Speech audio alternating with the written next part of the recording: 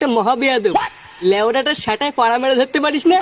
কালকে সকালবেলায় স্যারকে বুঝিয়ে সুঝিয়ে চোদনাটাকে আবার স্কুলে পাঠাবি, না হলে কিন্তু ছাড়া গরুর মতন ছেড়ে রাখলে আরো 12 হয়ে যাবে। হ্যাঁ, আমিও তাই ভাবছি। দাঁড়া, কাল সকাল হোক, তারপরে দেখছি কি করা যায়।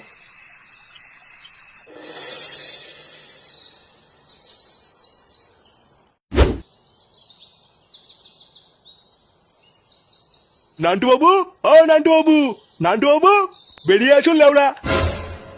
আরে কি ব্যাপার মাস্টার মশাই যে, তা এত সকাল সকাল কি মনে করে? আপনার 12 ছেলে ফুটো কোথায়? ডাকুন ওই সরে বাচ্চাকে। আপনি এত খোঁজে আছেন কেন?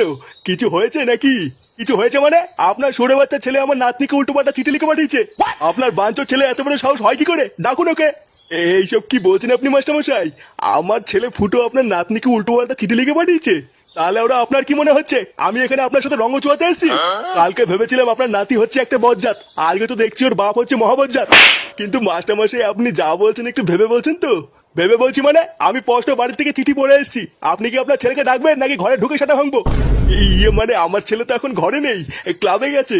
চলুন আমি আপনাকে নিয়ে যাচ্ছি। হ্যাঁ হ্যাঁ, চলুন চলুন।